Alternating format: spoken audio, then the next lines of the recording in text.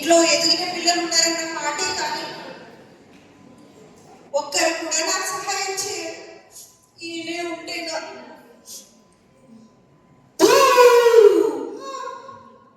వచ్చావా? వస్తాను కదా మరి. నాకు చాలా బాగుంది. వెళ్ళు వెళ్ళు. లేదు, ఇప్పుడు ఎందుకు వేసావు? నాకు అర్థమైంది, నువ్వేదో బాధలో ఉన్నావు, అందుకే వచ్చాను.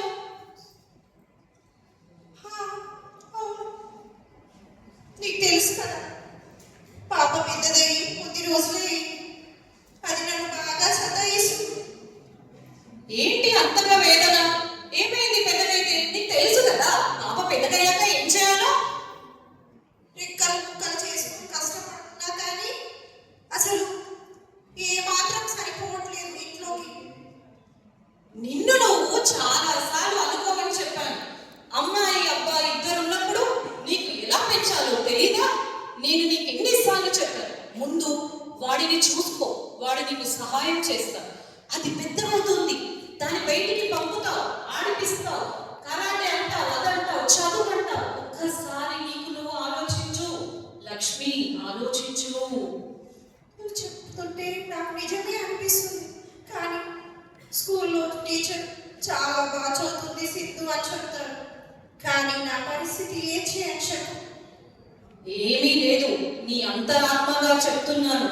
మెల్లిగా ఆలోచించు, దాన్ని చదువు మానేపించు, వాడికి చదువు నేర్పించు, దాన్ని బయటికి పంపకుండా చక్కగా జాగ్రత్తగా చూసుకో. మరియు నీకు ఒంటరి దాన్ని కాబట్టి వాడికి చదువు నేర్పించి నీకు సహాయంగా ఉంటాడు. సరేనా?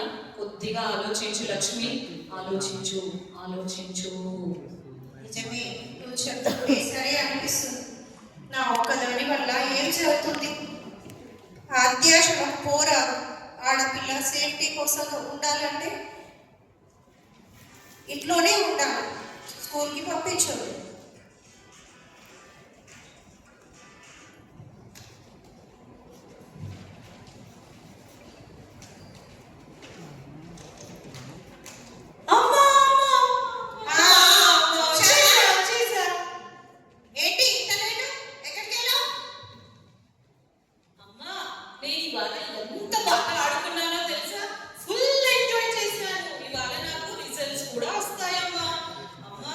నాకు చాలా బాగా చదువుకోవాలని ఉంది, ఆటలు ఆడుకోవాలని ఉందమ్మా. ప్లీజ్ ఆపేసే. ఇంకా ఎప్పుడు చదువు ఆట ఇదేనా నీకు?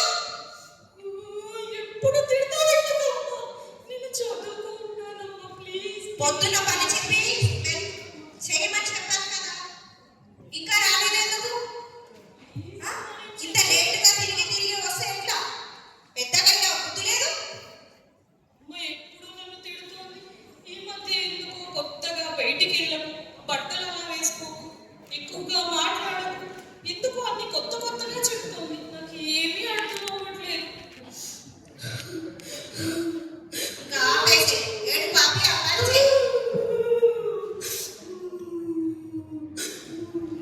చెల్లమ్మా, ఎందుకు ఏడుస్తున్నావమ్మా?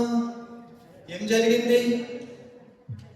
ఏం చెప్పనన్నయ్య, చూడు, అమ్మ నన్ను చదువుకోవద్దు అంటుంది, ఆటలు ఆడొద్దు అంటుంది. నాకేమో బాగా చదువుకోవాలంటుంది. ఎందుకన్నయ్య? అమ్మ అయితే చదువుకోవద్దా, ఆటలు ఆడుకోవద్దా అన్నయ్య?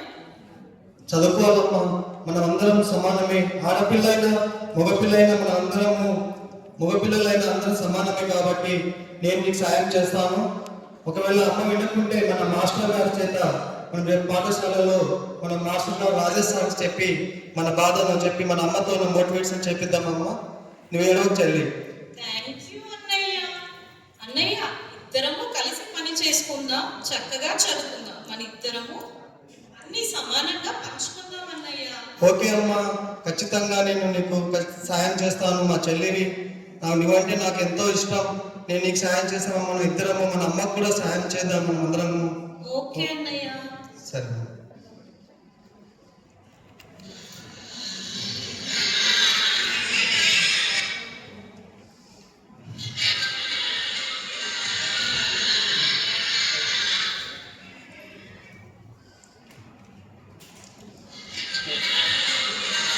Silence. Silence. May I come in sir? Come in, Sindhu. Why are you late today? Sir, I want to study, sir, but my mother is not allowing to study, sir. Why? What is the reason? Sir, my mother wants me to work in some home, sir, so that I will get some money. He wants my brother to study, sir. Please, sir, can you help me, sir? Please, please, sir. Okay, don't bother about it. I will speak in your mother meaning. I will come with you in the house. Thank you, sir. Thank you so much. Okay, let's go to your house. Thank you, sir.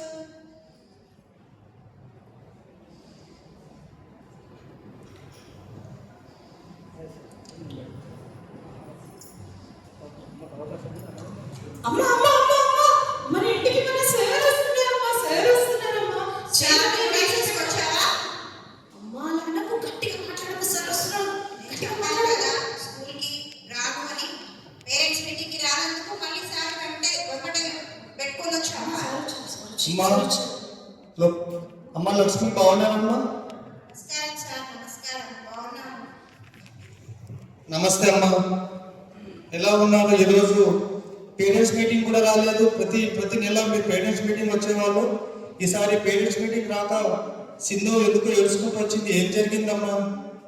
ఏం చెప్పను sir నా బాధ. ఒక్కదాని అయిపోయాను. ఇద్దరు పిల్లలకి చదివించాలంటే నా వల్ల కాదు. నా మాట అసలు వినట్లేదు. మీరు బాగా చదువుతుందని చెప్తున్నారు కానీ ఎదిగే ఆడపిల్లకి ఎన్ని కష్టాలు ఉంటాయో మీకేం తెలుసు సార్? ఏం పర్వాలేదమ్మా, ఆడపిల్ల అంటే చదువు, ఆడపిల్ల చదువు అవనికి వెలుగు. ఆడపిల్లకు భద్రత మన ప్రభుత్వం కల్పిస్తుంది. ఎటువంటి ఇబ్బంది లేదు. మన ప్రభుత్వము అన్ని రకాలుగా గురుకుల పాఠశాలలు, ఇంటిగ్రేటెడ్ పాఠశాలలు అన్ని కల్పిస్తుంది. కాబట్టి మన పాపకు మన దేశంలో ఉన్న కూతుర్లకు ఎవరికి ఎటువంటి ఇబ్బంది లేదు. మనకు 1099 కానీ ఇంకా భద్రత చాలా ఉన్నాయి. మీరు బాధపడరు. మీకేం సార్, మీరు బాగా డబ్బున్నోళ్ళు, మీరు అన్ని చెప్తారు కానీ మాలాంటి పేదవాళ్ళ పరిస్థితి అలా కాదు. ఆడపిల్లల్ని మగ పిల్లల్ని చదివించాలంటే మా వల్ల కాదు సార్.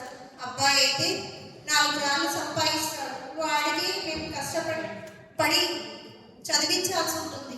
ఏం లేదమ్మా, ఈ రోజుల్లో ఆడపిల్లలు ఎంతో గొప్ప స్థాయిలో ఉన్నారు. మన పివి సింధు కానీ, మన అత్యున్నత న్యాయస్థానమైన ఇప్పుడు మన శ్రీమతి ద్రౌపది ముర్ము రాష్ట్రపతి గారు, ఇంకా ఎంతో మంది స్ఫూర్తిదాతలు మన భారతదేశంలో ఉన్నారు. వాళ్ళని స్ఫూర్తిగా చేసుకొని ఖచ్చితంగా మన అమ్మాయిలను చదివిన అమ్మ మీ సింధు చాలా తెలివైన అమ్మాయి, ఏదో ఒకటి ఖచ్చితంగా జీవితంలో సాధిస్తుంది. కాబట్టి నీవు నా మాట విని నేను కూడా సాయం చేస్తాను. మన ప్రభుత్వానికి కూడా మీకు తగినంత సాయం చేసేలా నేను వినియోగించుకుంటానమ్మా. అమ్మా, చూడమ్మా, సార్ చెప్పింది వినమ్మా. సమానత్వం అనేది హక్కు కాదమ్మా, అది బాధ్యత. నువ్వే ఎందుకు ముందుండి మన సమాజాన్ని మార్చలేవమ్మా? ప్లీజ్ అమ్మా, ప్లీజ్. అది మన ఇంటి నుంచే మొదలు పెట్టమ్మా. నువ్వే ఆ తొలి మహిళగా అమ్మాయిని అబ్బాయిని అన్నింటిలో సమానంగా చూడమ్మా. ఈ వయసు ఆ వయసు అని కాకుండా ప్లీజ్ అమ్మా, ప్లీజ్. సరేలే నాన్న, ఇంత చెప్పాలా? సార్ నాకు చాలా ధైర్యం చెప్పారు సార్. నమస్కారాలండి మీకు. థ్యాంక్ యూ అమ్మా, సంతోషం. లక్ష్మి గారు నా మాట